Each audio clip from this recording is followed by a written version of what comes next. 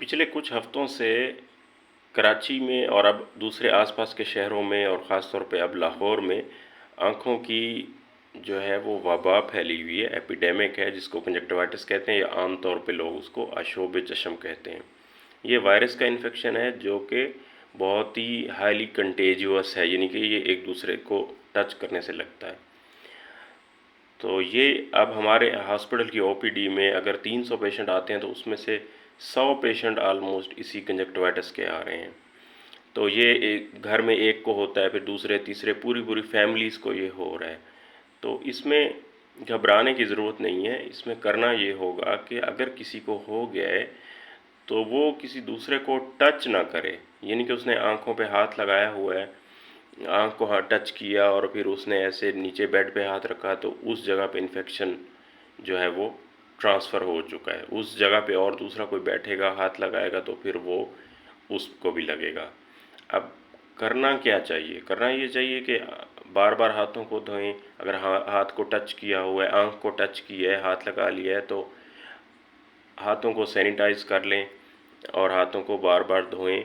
और जिस तकिए पे जो जिसको इन्फेक्शन है वो पेशेंट अगर जिस तकिए पे सो रहा है उस तकिए पे और कोई ना सोए। जो पेशेंट के जो वो कपड़े हैं अगर उसने वो कपड़े उतारे हैं तो वो दूसरे कपड़ों में मिक्स ना किया जाए उसको। यानी कि बार बार हाथ धोना, हाथों को सैनिटाइज़ करना और जिसने टच किया हुआ है वो दूसरा किसी को टच ना करे। तो इससे कोशिश करें कि दूसरों को ना लगे।